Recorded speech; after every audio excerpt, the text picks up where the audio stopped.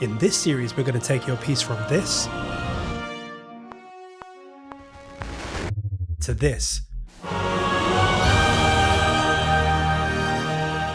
all using skills, tips and tricks brought to you right here.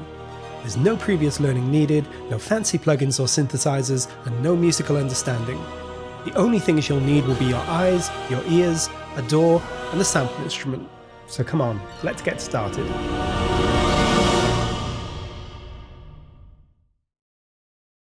Hi, Adam with Audio Imperia here, and welcome back to the fourth part of our series, The Journey to Becoming a Composer. So far we've covered a range of essential MIDI concepts including DAWs and sample playback engines, and MIDI data basics such as articulations, key switching, dynamics and expression. If you haven't checked out the previous episodes in this series, you can do so using the links in the description below. In this episode we're going to be covering the three other MIDI composition features you can make use of in our Pyramid engine: Velocity, Vibrato and Legato. These can be combined with previously mentioned features like dynamics and expression to create even more realism and expression in your music. Let's dive right in and look at the first of these concepts, velocity. We briefly touched on velocity in previous episodes, but let's look at it in more detail.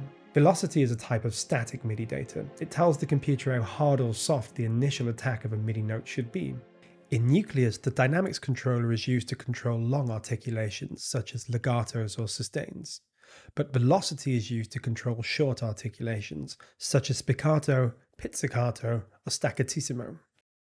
Here I have a violin loaded up and I've set the articulation to pizzicato, which, as we mentioned earlier, is a technique whereby the players pluck the string with their fingers rather than using a bow. In my MIDI region, I have a MIDI control lane for velocity. You can see that velocity, unlike the dynamics or expression CCs we used in the last episode, is a static piece of data. It's a single instruction captured at a single moment in time. The rest of the process is pretty easy. If I make my velocity low, it creates a soft attack, meaning a gentler, quieter pluck. If I make my velocity high, it's a harder, sharper attack. I can use the pen tool inside Cubase to set the velocity. I can assign a different velocity to each note as I'm doing here. The result is that each note has a slightly different attack, which I can use to enhance realism. No musician attacks each note exactly the same, and those subtle differences bring a human touch to the performance.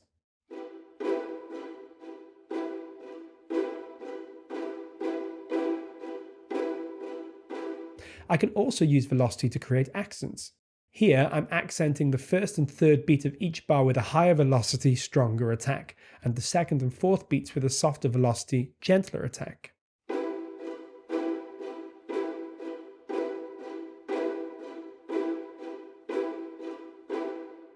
It's not just violin pizzicatos that make use of velocity. All short articulations inside Nucleus are programmed to make use of it.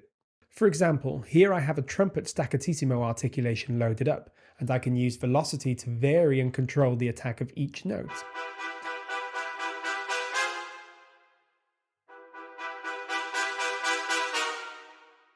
And here I have a timpani loaded up, and I can also use velocity here to shape the attack of each note.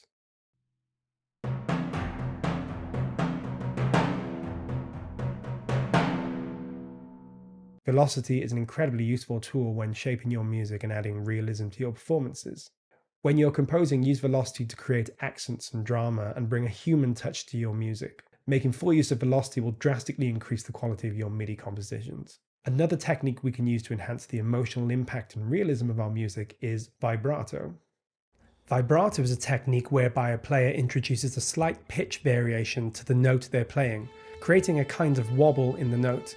The result is a richer, more intense quality to the note, which can often enhance the dramatic impact or emotional quality of a musical line. Vibrato is particularly effective in string instruments, and we've included a vibrato control for all our string instruments inside Nucleus. Let's take a little look at how it works and how you might use it in your compositions.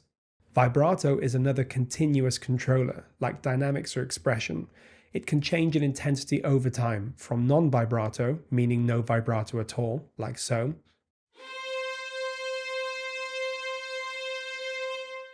to maximum vibrato, where you can really hear the emotional impact vibrato has.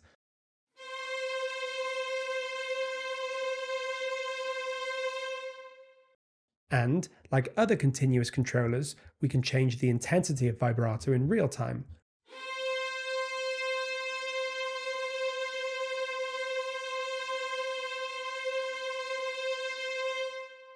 One great way to use vibrato is in melodies, particularly soaring, emotional melodies. Here I've written a very short string excerpt with the melody and the violins. As you can see, I'm using dynamics, expression, and vibrato to shape and enhance the emotion and flow of the melody. The vibrato is really adding to the intensity and drama of the music, combining beautifully with the dynamics and expression controllers.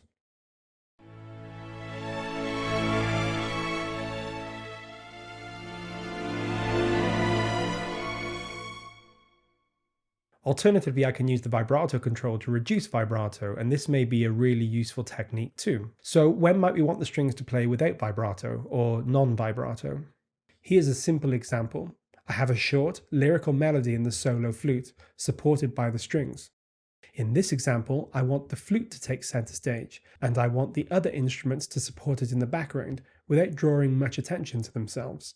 Since vibrato increases the drama and intensity of the instrument, here's a good time to not use it. This helps the strings settle into the background and support the solo instrument.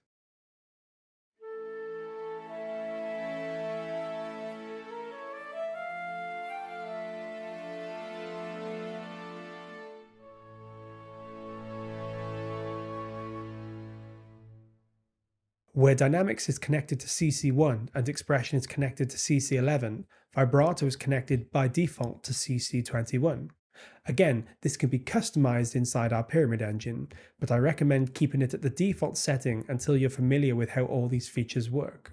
So hopefully we've shown you how vibrato can be used alongside dynamics and expression control. It's a subtler technique, but still extremely useful, so be sure to experiment with it in your own compositions. Let's now explore the final concept we want to introduce in this series, legato. Throughout this series, you've probably seen an articulation called legato, and you might have wondered what legato is. So let's talk about it in a bit more detail and explore how it's used. Legato, like sustain, is a long articulation. The word legato, like many musical phrases, is Italian and roughly translates as to tie or bind together. And that's exactly what the legato articulation does. It ties the notes together, creating a seamless transition from one note to the next. Here I have a short melody on the strings, but you'll see I have the sustain articulation loaded in. Let's listen to the melody.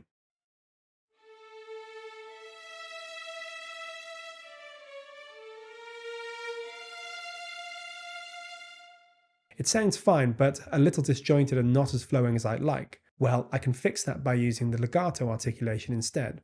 Let's hear the same melody but with the legato articulation being used.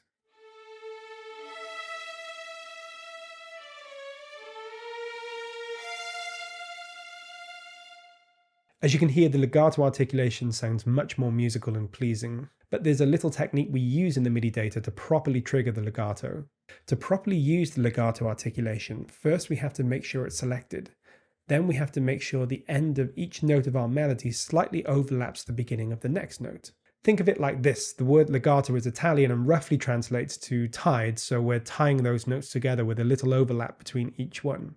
This tells the computer we want the notes to follow each other seamlessly in a flowing, lyrical fashion. Similarly, if you're playing the notes in using a piano keyboard, make sure you leave a slight overlap from one note to the next to properly trigger the legato. That brings us to the end of this episode.